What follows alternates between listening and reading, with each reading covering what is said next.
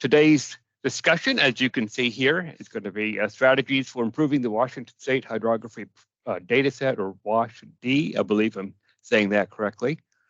And today's presenter is, of course, Joshua Greenberg with Washington Department of Ecology. Joshua is the Washington Hydrography Steward, and he had provided a nice bio background earlier, which we put into the meeting announcement, and I was showing it earlier. I don't think I need to read that. Most everyone here knows Joshua, and we're very happy to have him here. So if there are any immediate questions or announcements anybody needs to make, please let us know, but we'll go ahead and get started in just a second. Please be sure to mute your phones and turn off your camera if you're not presenting or asking a question. And I think we are ready to go. And Joshua, if you're ready, I think you can go ahead and take it away. All right. Thanks, Drew, and thank you so much for having us to present today.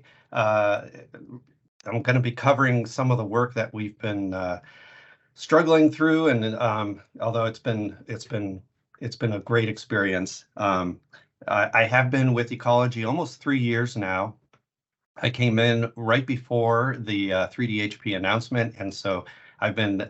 It's been a fun and interesting ride going through this transition. Just wanted to talk a little bit today about our experiences and what we've been doing for the last year and a half on some project work, and also so I plan to have about 45 minutes worth of presentation, and that hopefully will allow time for questions. If there are, I'll try and keep an eye on the chat as well in case there's something immediate that comes up.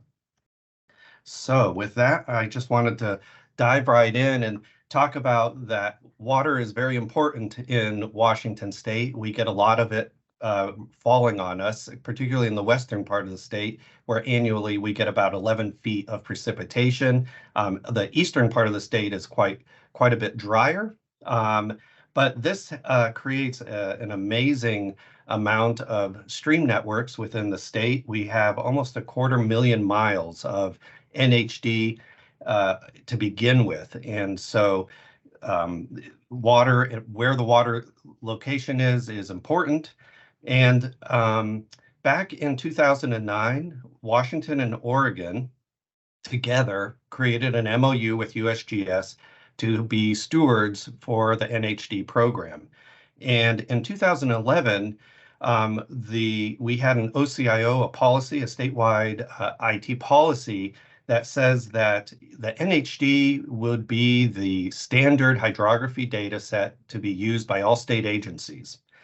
In 2015, our Fish and Wildlife and Northwest Indian Fisheries Commission started using the NHD to link the fish distribution data. And they are probably one of the best examples that we have of how data can be addressed to NHD, although there are quite a few other data sets. So NHD has a history within Washington, and it has been a very important data set.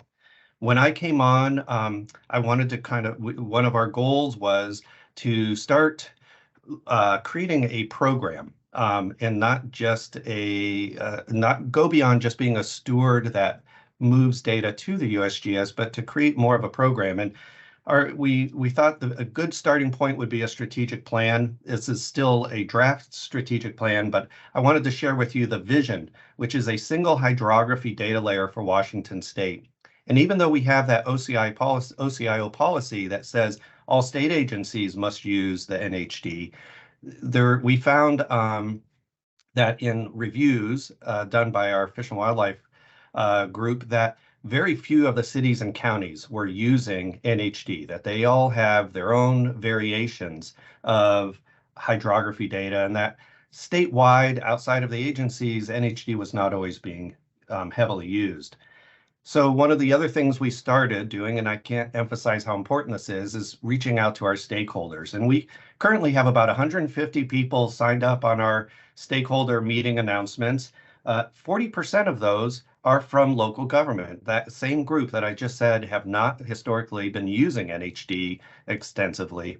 And so that's really reassuring. We also have state agencies, tribal participation, as well as universities, consulting firms, all in that stakeholder feedback group where we talk about what people need and what is available. And it's been very helpful as we go through this transition from NHD to 3D-HP to have these information meetings. In the feedback we got was resoundingly that what people need from hydrography data is accurate information, accurate location. And that was one of the things that, for better or for worse, was missing in our NHD. It was a great data set. It still is a great data set, but the accuracy was not to the level that would be useful for state and local government. I'm sorry, for local government, for the cities and counties when they're trying to do setbacks for planning and permitting and things like that.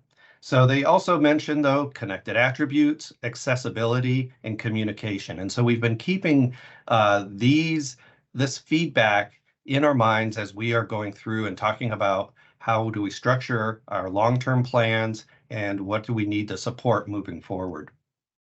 This is just a quick map showing the distribution of our stakeholders, and mostly just want to show that we have a very strong participation rate in the Puget Sound area, Seattle, Olympia, up to Bellingham, and that is where 60% of the population of Washington resides. But we also are trying to make sure that this is a statewide plan. We want to make sure that all streams are being mapped, whether there are resources within that community or not. This gets to some of our desires of having equity in data creation and sharing. So many of you have seen this, but like I mentioned, after I started, it wasn't too long that USGS came out with the plan for the 3D-HP, which will supersede NHD, WBD, and NHD plus HR. And we'd actually already started a project, but we were luckily, this came out at a time when we were able to pivot that project from just an elevation-derived hydro to elevation-derived hydro to feed into the specifications of 3D-HP.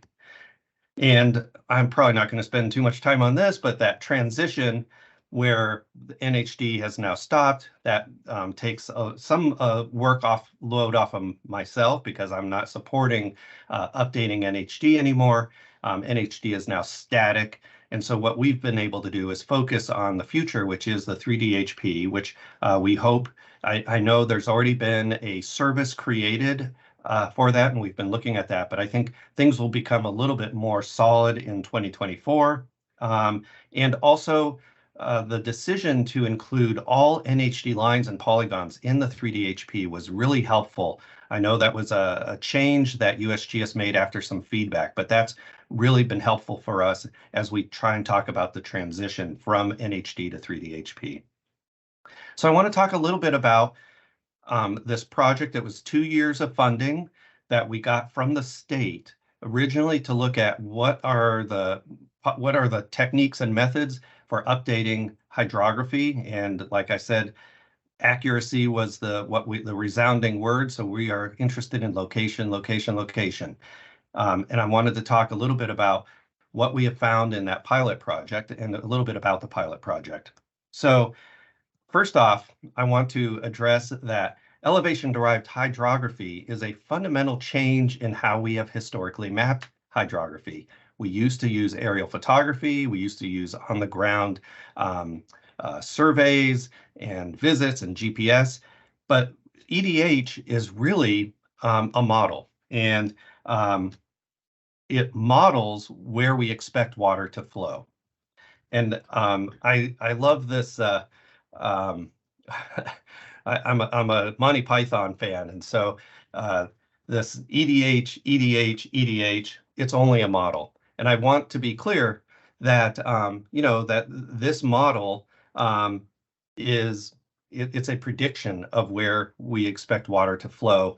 And as the British statistician said, George Fox once said, all models are wrong, some are useful. And his point is that we should focus more on whether something can be applied to everyday life in a useful manner rather than debating endlessly if an answer is correct in all cases. And that is the approach we are taking going into this evaluation of EDH. And particularly, I will admit I had a lot of concerns about the effectiveness of elevation-derived hydro in all parts of the landscape. So in Washington, we have our mountainous areas, and I was pretty sure that in steep terrain, the EDH approaches would work quite well. Where I was very concerned is in the low elevations, human-modified areas, dynamic alluvial hydrology, and agricultural areas that we would see things just completely fall apart and that it wouldn't be useful. So I will admit, went into this with skepticism.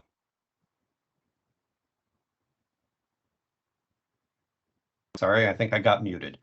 We wanted to create a process to look at the 3D HP objectively, and to be quite honest, we did not have in our plan that we had to move to 3D HP.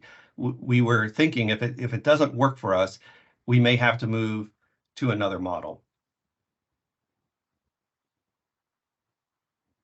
So we have a 2-year project, the stream mapping assessment. The first year was working with a contractor. We selected NV5 to do our elevation-derived hydro work. They are a GPSC contractor with USGS and quite familiar with the specifications of what needs to go into 3D HP. And our charter was to identify the best methods, data, and resources, particularly costs, needed to accurately update and maintain the Washington Hydrography Dataset statewide and to execute this pilot in the Stillaguamish watershed. And I'll talk a little bit more about that watershed. And we also are interested in tools and processes needed for stakeholders to use the hydrography dataset, and that is that accessibility that we heard. It's one thing if you have a dataset, but if no one can use it, it's not achieving the main goal. So we wanted to make sure that this was both accurate and accessible. And as Steve Aishel has said, the NHD became a bear cat of a database. It has grown over years and with related tables and lots of complicated attributes. We wanted to make sure that we didn't make something that was worse than that. We wanted to make sure that we were on a path to making something more accessible. We picked the Stillaguamish watershed, which is north of Seattle, south of Bellingham, because it's a compact watershed, goes from the Cascade Ridges down to the Olympic Sound, the Puget Sound, the Salish Sea. So it has from ridge to the ocean, a complete watershed. We had QL1 LiDAR for the entire watershed, except for a couple small spots. And it has a diverse land cover. It has both forested lands, agricultural lands, and some suburban developed lands. So it was a nice test watershed to at least representing the Puget Sound. Does not represent Eastern Washington very well, but it does represent a lot of Western Washington. And our process was to take as much data as we could find and review it. The primary that data set that we were looking at was the elevation-derived hydro that NV5 created specifically for 3D HP. But we also wanted to compare other methods. We worked with the University of Maryland's Professor Matt Baker with his geomorphon approach. We worked with US Forest Service, BLM. We collected a lot of local data from both Snohomish County, which had done extensive work mapping hydrography in that area, as well as WDFW and our tribal interest groups. So we had a lot of different data to compare, as well as aerial imagery. We looked at hillshade, and we took all of that and we reviewed to compare against the standard, which was the data that we were getting from EDH. We also had a technical committee that would help us with some of the technical issues, and we had a steering committee that would meet. Both of these groups would meet monthly. They were representations of state agencies and local government that could review the process. Steering committee looking at the big picture and direction, technical committee looking at the more details. And I'm going to just jump right into some of the results that we got. So we did the work for the first year. The second year, we have been, from July 1st of this year, we have been assessing the results and putting together a final report, which is it's a draft, but it's getting close, and we hope to make this report something that will be available to anyone who's interested. It's quite long because we're trying to cover a lot of what I'm talking about today with the background, and it has a lot of the graphics that I'll be presenting. So this is the results of comparing the elevation-derived hydro that we got from NV5 to all of those other data sets. And we went, my team have a fantastic team, and we went through and reviewed every single segment. There were 7,000 miles of streams that were mapped, and looking at all the different data remotely. So this is, we did not do a lot of field on the ground research, but remote, using all the best available information. We found that there was only 1.6% of those segments that we felt could have an improved location. Not that the entire segment was wrong, but that something was wrong with that, with somewhere within that segment. And we had another category that was about 2.5%, where we couldn't really sense where a better path for the stream would be, but we felt like it needed a field check. A lot of times, this was places where streams went subsurface or maybe through a pipe system, and it just was not obvious. But it was a very small percent. That left about 72,000 segments that we felt were quite accurate. And we were pretty impressed, and I'll say even I was surprised at how accurate this data turned out to be. We did find that through this process, we essentially doubled the blue lines from NHD to the elevation-derived 3D HP data. So a doubling in the length. In this case, we're showing miles, a doubling in that length of the blue lines. And some of that is, I think, mapping streams that were missed before, but I also think the elevation-derived hydro process allows us to extend a stream probably beyond what we initially would call an initiation point. These might be places where the water only flows certain times of the year, but I think some of those headwater extensions were part of this as well. However, we did look at specific streams for length changes. And what we found was, just because of the increased complexity, that if you have a smaller measuring tool, you're going to have a longer line. It's the British coastline example that we get in our GIS 101 class. When you have more detail, you're going to have an increase in length. So when we looked, we saw an increase in length of streams just because of complexity that were up to 18%. So some of that increase in length is because it's new blue lines, and some of it is just increased detail. I saw someone mention fractals, and man, I got so into fractals in grad school. And it's really exciting to see. Here's a real life example of that in practice. We also were curious about how different the elevation-derived hydro was from the original NHD. And the best approach that we could come up to do this was to compare segment stream by stream. So we didn't want to make sure that tribs coming in, or if there was a new stream, that it didn't impact our assessment. But we looked at the distance that NHD was from elevation-derived hydro on the same named stream. And so we did kind of some buffer analysis, and what we found was, for the most part, the NHD was within 50 feet. Now, there were definitely examples where NHD was quite a bit further, and we felt that was reassuring. But when we did that same analysis on the non-named streams. So we went in and said, okay, this stream in NHD matches this stream in the elevation-derived hydro. And these are going to be the smaller streams. They're not named. We did find that there was a lot less, there was a bigger distance. So essentially, we're assuming that means NHD had a greater error in those smaller streams. And that's kind of what we expect to see, because larger streams are visible in aerial imagery. They have more significance. They're probably the ones that we were updating more frequently. But where we're seeing the big improvement is in some of these smaller streams. We were also interested in comparing lower elevation with upper elevation to see if there were any divisions, because that was, like I mentioned at the beginning, we expected to see a lot more errors in the lower elevations.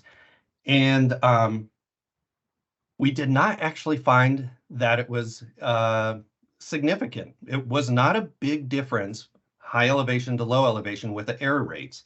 However, we did find that there were a lot more new stream segments, a lot more blue lines in the upper elevation areas than in the lower. So that suggests that those tree-covered areas are where elevation-derived hydro is modeling and mapping more hydrology than we had previously. And you know, I guess hindsight's always 20/20. Once I saw this, like, oh, that makes sense. Those are areas that were very difficult to map. They're not open, so it makes sense. But I was really surprised that we did not see huge differences in the low elevation error rates and the upper elevation rates.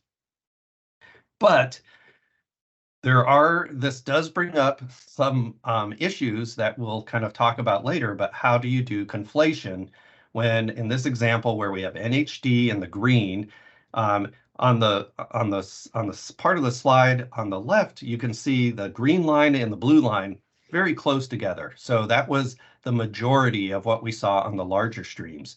But what do you do when things are going sideways, when they're perpendicular to each other? How do you take attributes from that NHD line and try and put those onto the new blue lines? And that is unfortunately something we don't have a solution for, but it's something we're aware of. And so that's some things that we are working on. And I think this is going to be some of our challenges of moving from old NHD to this new improved elevation-derived hydro. Wanted to talk real quickly. We did look at the polygon data as well, the water bodies, and we did recognize that some of the categories were removed. So swamp marsh is a category that's not in 3DHP, so we did not want to make apples to apples in our comparison. We removed swamp marsh out of the NHD as well. But even when doing that, we did see that there was a lot more polygon area from NHD to 3DHP. Some of that was increased ponds that were identified, but we also found that there was an extension of rivers, so that the river, the polygon for around a river extended significantly beyond where it was in the NHD. And honestly, that's a good thing. So we were very pleased with the increase in polygon data that we were getting from elevation-derived hydro. We also, in many cases, saw that there were updates, so just over time, so that some of those changes were just because the river actually had moved and we were capturing that movement. In addition to some examples where there were lakes and ponds that just weren't captured previously in the NHD. And so comparing those overall, we found that there was about a 50% overlap in polygons, but as much as 33% areas in elevation-derived hydro that were new, that were not covered by NHD. And like I said, in this example, you can see it's clearly because the river has moved, but there were some cases where it just picked up water where we previously did not have water mapped. And another cool benefit that I know a lot of our local jurisdictions are very interested in is the catchment. And so NV5 did a catchment for every reach, and this was nested to work within the HUC system. So it's in the HU system. So these catchments are subdivisions that then would modify up to a HUC 12, 10, and 8. So I am a huge fan of the HUC system. I love that it's a nested watershed delineation, but a lot of our local jurisdictions needed something smaller than the HU12, and these catchments, I think, are going to work really well. Having said that, there are a lot of them, 55,000 within just this one HUC 8. So, and I'm sorry if I didn't mention that, Stillaguamish is a HUC 8 basin. So that's a lot of data, but I know that it's going to be really useful. And again, being able to aggregate up to HU12s and 10s and 8s is going to be a real benefit. The other thing that we found, which was a surprise, was that the 3DHP specifications require the contractor to show a terrain breach over road. So anywhere where a stream hits that berm created by a road and they have to have that water go up and over, they classify that as a culvert. Sometimes it's not, sometimes it could be like a small bridge, but in any case, there is some constraint there for the water, and it was identified on the line data. And we are really excited that this can be an additional connection to culverts. Culverts are really important in Washington State because they can be impediments to anadromous fish. We actually have state law that says culverts cannot block fish passage, even if it's on private land. And we've never actually had a way to identify systematically statewide culverts on all lands. And so we're really excited about how we're going to bridge this with some of our fish passage data that our WDFW group has, as well as our DOT information. And I know that some folks have been really working on building their culvert information to be more accurate. We thought we had accurate culvert information. We weren't even close to what we had here with over 8,000 culverts. Many of these are in forested lands, and they're culverts created through timber harvest.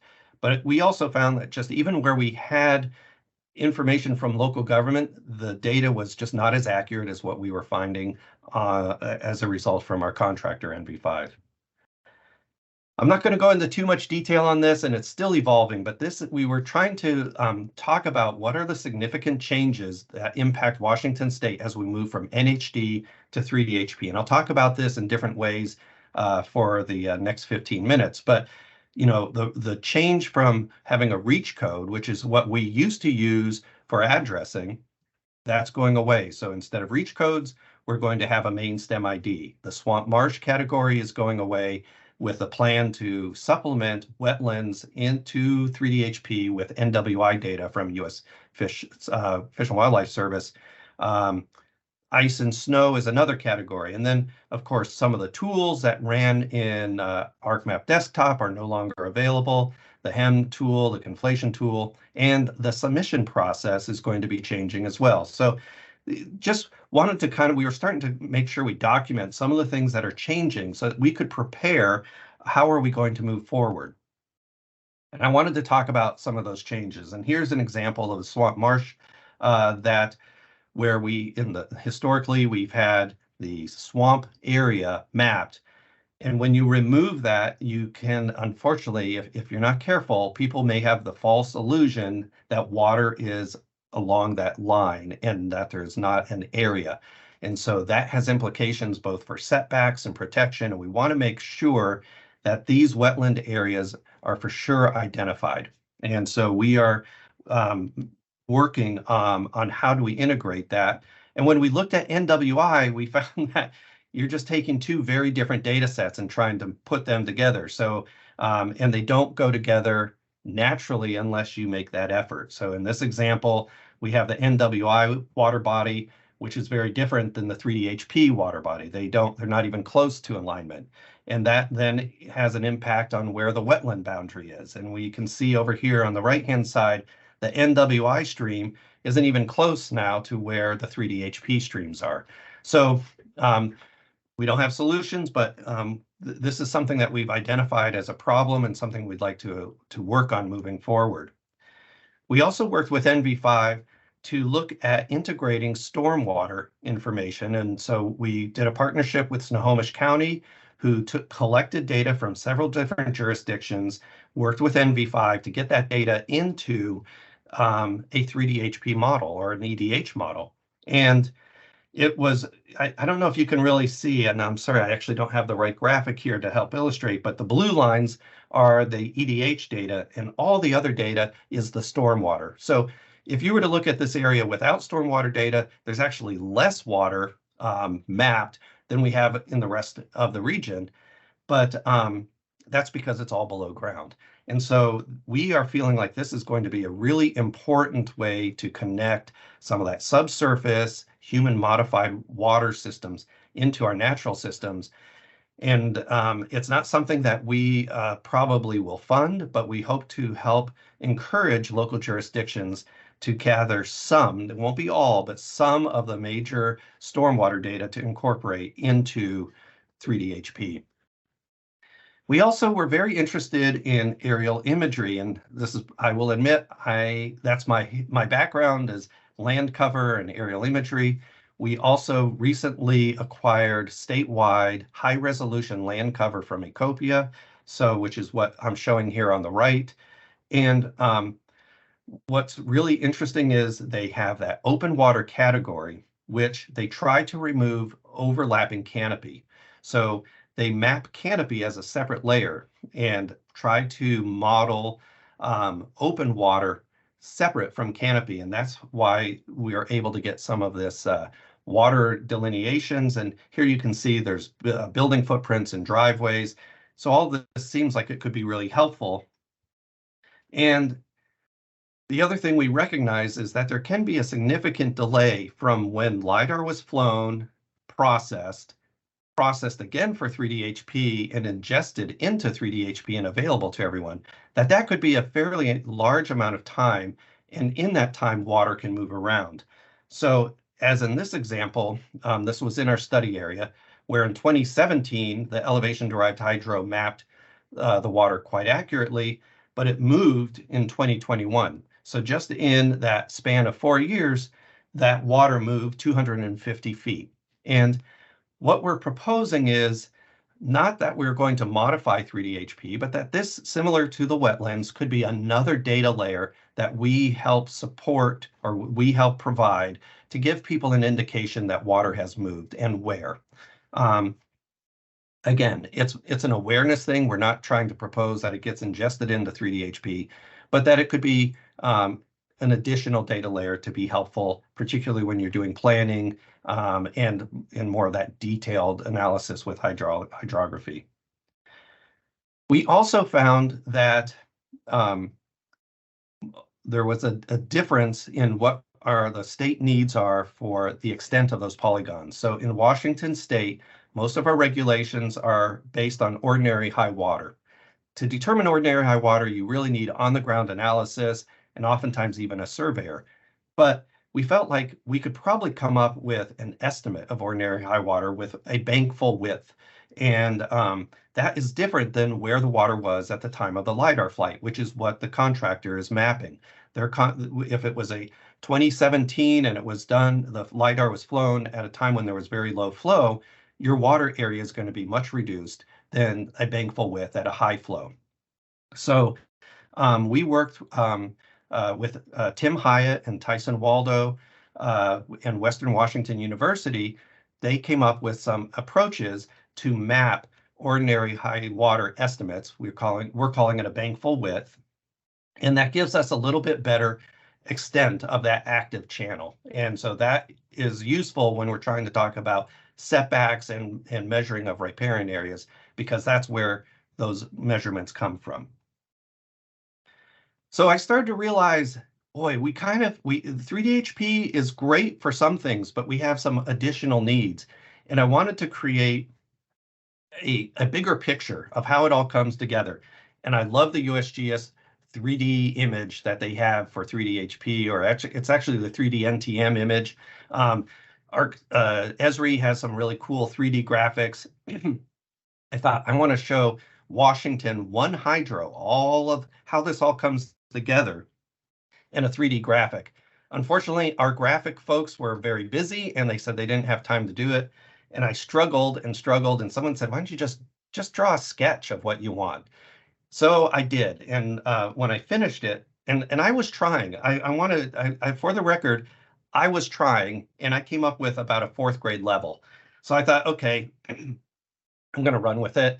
I am going to do Richard Scarry theme of one hydro. And I love Richard Scarry, particularly because Richard Scarry would capture all these complex scenes, whether it's a city or a farm. And I feel like that's what we're doing. We're capturing kind of a complex scene with hydrography. So this is the Richard Scarry, Josh Greenberg approach to one hydro. The flow line, that stays the same from NHD to 3D-HP, not a big deal. We do have some discussions about reach code versus main stem, but we'll deal with that later. We also have water bodies. So the water bodies are pretty much staying the same between the two. Wetlands, particularly those wetlands that are connected to the hydrography, that is a concern of ours, because trying to figure out where that boundary is of water and the impact of that water and how that water needs to be protected. I think those data layers need to be done somewhat together, or they're just never going to align, as I was showing earlier. We also now have culverts, and culverts work great both for where they identifying them because they can be a water constraint. They're also really great places to do your field work because they're easy to get to, and so it helps verify where the water is. But we also, like I mentioned in Washington, we need to make sure that those culverts are not fish blockages. There also can be places where you get blowouts when you have floods. And so I think identifying those culverts is going to be really important. And then I talked about the bank ordinary high water, or what we're calling bank full width, having that polygon as well. And again, stormwater to help map where water is moving within urbanized areas is going to be very important for Washington as well. Throw on top of that the catchments, and we've had the WBD, but now we are getting much more detailed catchments, and they work with that monotonic DEM that is created for 3D-HP. So I know a lot of folks in Washington are very excited about how they can make use of catchments, both for their analysis and how it can help drive better science research. So that's it for my Richard Scarry approach. Trying to capture all this into a single chart. This is kind of how we're visioning the one hydro. Across the top, we have USGS with a 3D-HP, and we have on the left part NHD, on the right part 3D-HP, and in the box are not all the changes, but things that were in NHD that we do not see moving directly into 3D-HP. So reach codes, perennial intermittent categories, the swamp marsh, and a geometric network. Those are all things that we will not see in 3D-HP for one reason or another. In 3D-HP, though, we will see main stem IDs and culverts, so those are some benefits. And I know that USGS is working on doing how to calculate stream permanence, and I don't know when that will be ready, but I think that's going to be really important for Washington State, because I'm pretty convinced not all of those blue lines are lines that we want to do setbacks on, or that apply directly to our current regulations. So we're going to have to come up with some new ways. And so that gets us down to what Washington. Now, in Washington, we always would take the NHD from USGS and we would add stream order, and we would reproject it to our state plane projection, which was our standard for data. So those are things that we did within NHD and will probably continue to do in 3D-HP. But we will also do create a trace network, and that's not super complicated if you have good data going in, and that will allow us to have the geometric network capabilities that we had in desktop ArcGIS to have the trace network is what's used in Pro to allow you to do the downstream upstream assessments. So then we identified additional layers. So all of this together is what we feel combines to make one hydro, a complete data set that will be useful to solve our hydrography needs. And we have listed these into critical, important, and useful. And the first two we hope to support, meaning we want to encourage, we will work on. And the last one we encourage. And so for the critical, stream permanence, and if we don't have initiation points, we hope to at least make sure that the data that different agencies can use to determine initiation of a stream, that information is available, because I think we recognize not everyone has the same definition of stream initiation. For important, we have the bank full width, and we were fortunate after this project started that Puget Sound Partnership has agreed to fund that bank full width statewide, and so that's a data set that will at least be done once, and that will allow us ways in the meantime. After that's done once, we can work on thinking of maybe there's ways that can be a little bit more automated. And if you're interested in those approaches, Tim Hyatt has a paper that was published, I think, in 2022, and I could get that citation for you. It will also be in our final report. But that's an interesting combination of aerial imagery and LiDAR to delineate that bankful width. We also hope to continue working with wetlands to find a way to integrate wetlands with 3D HP, whether it's working with U.S. Fish and Wildlife Service or maybe NOAA's CCAP program, because they also, in their land cover, high resolution land cover, they have wetlands. So we're looking at those. And then land cover data, we have a 2021, but do we want to continue paying to get that updated or not? And we also have a lot of land cover work performed in our Fish and Wildlife group. So maybe we can work with them on coming on some of those updates. The useful and encourage stormwater. And the reason it's encouraged is because we don't have the data. It's really up to local agencies that have to have the data. It has to be clean, has to be accurate. And so we said, well, we encourage that, but we really have no control over that. And then we also threw in channel migration zones and floodplains. And we feel like those are important and could be connected to the one hydro model. And they're useful, but not necessary.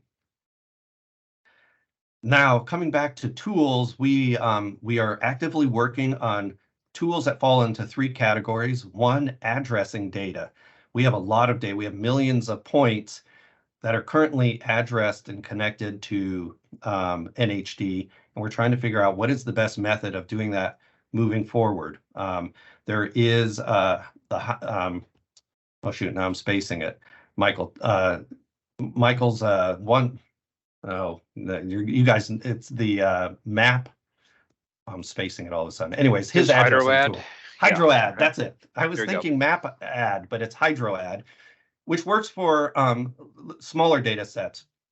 But we're going to need something that can work with larger data sets statewide. We have our fish distribution. Like I said, we have tons of water sample points in an ecology database. All of these need to be addressed. We're also interested in connecting data layers. So I do have a graphic that shows this. It's one thing to have information along the flow line, but how do we get that information out to either the edge of the water or that bankful width? Because if we want to know where fish are and we're going to do different setbacks based on information on the flow line, we need to figure out ways to make it easy for people to get that information out to the polygon data. So we're looking at ways of connecting the different data layers between each other, whether it's the wetlands, the bankful width, the water polygon. We want to have tools that allow us to do that. And lastly, we're hoping to do some work with Esri to develop some analysis tools that make it easy to compare different data layers on a single flow line or compare the flow lines to the polygons. So moving forward, we have a lot of different jurisdictions, and I'm getting close to the end, but I just want to wrap up with the fact that we have a lot of federal lands, and so we've been working closely with our U.S. Fish and our U.S. Forest Service because they have a lot of interest and they are the stewards for those Forest Service lands, but we want to make sure that we're working together. The EDH 3DHP methodology works best at a watershed scale. Does not always matter the jurisdictions, right? It's a watershed level analysis. And so it's really important now more than ever to make sure that we work with all the different jurisdictions, whether it's cities and counties, tribal, or federal. And so we are taking that approach in Washington and trying to make sure that we communicate, share, and partner. And to that end, we have submitted to the state a request for funding to remap the entire state over 5 years using elevation-derived hydro to feed into 3DHP. Our request is only for the part, at this point, only the stuff that would feed 3DHP. The one hydro are things that we hope to build off of in the future, either through partnerships or additional requests of funding, but we wanted to make sure that we got that sound skeleton of 3DHP updated statewide. We feel like that's super important. And we're also looking at how this transition is going to work when we go from NHD to NHD data in 3D-HP to updating it over the years and ending up with a 3D-HP that is entirely derived by elevation-derived hydro, because we are going to have reach codes and then at some point main stem IDs, but then we're going to lose the reach codes, and just figuring out how do we work as we do that update statewide, region by region, to make sure that we're not breaking all these processes that we have established. Our ongoing work is completing our pilot review, and I'm hoping that by January 1st, that's something that's available to anyone on the call, and we'll share that through our webpage. We're also continuing to look at the One Hydro concept, whether it's the stormwater integration, wetland mapping options, and culvert collaborations. We're working actively with Esri on the tool development. We've been working with Dan Jokovic and his ArcHydro team. We've actually committed a fair amount of advantage points to help develop tool development. And as we get that a little bit more advanced, I hope to reach out nationally, because I think a lot of these tools will be similar to what other folks are going to want as well. We are working on the process of contracting for this work, to having elevation-derived hydro created, and we're actually hoping to have a statewide contract, a statewide master contract. That means it's easy for us to purchase off of, but in the future, if a local jurisdiction wanted to do an update for their region because of new LiDAR, they would be able to use that as well to do updates. And lastly, just making sure we are working with future funding, whether it's the DCA process through USGS or other available grants, to make sure that we can continue this to be done succinctly in a 5-year period. Lastly, I just want to say how important it is that we all work together. And that's why I really appreciate this opportunity to share what we're doing to get your feedback, but also working with the local jurisdictions, state agencies, tribal entities, federal partners, USGS themselves. It is critical, because this is such a fundamental change in how we have done business with hydrography mapping. But based on what we have seen in our pilot project, we are really excited about this future change and the benefits it's going to give us. That's all that I have for my talk. I think we have 10 minutes left, Drew. That's my email. I'm always happy. In case you can't tell, I'm very passionate about this, very excited about it. I'm always looking to have discussions, and we have some information on our website now, and we're actually, one of our strategic plans is to re-update our pages, moving to sites and having a lot of this new information. But there's currently things like our strategic plan. There's a 1-page or a 2-pager about this project, and we also have some recordings that we've done with our stakeholder meetings. A couple announcements. We will be having a link to the recording of today's call out soon. Alex Jonasy with NGP Topographic Data Services Group normally helps with the calls and especially the video prep. He's out today, but we'll get this out to everybody shortly. I also wanted to mention, note that Karen Adkins, who's on the call today, will be managing these calls in the future. Karen is NGP User Engagement Liaison Supervisor for the Mid-Continent and Northeast regions, and the Hydrography Focus Area Lead in User Engagement. So many of you know Karen from her previous role as a Senior Hydrography Lead with USGS National Geospatial Technical Operations Center. So we welcome Karen to join the group here. And of course, Alex and I will continue to provide support to Karen and this call. So thank you very much. Thank you, Josh, for being on the call. We will have our next call, by the way, in January. We're skipping the December one because of the holidays. The next call will be on Tuesday, January 23rd, 2024, most likely with the Corps of Engineers, I believe. So we'll have all this information out to you shortly and other announcements. So thanks very much for your time today. And Josh, that was a great presentation.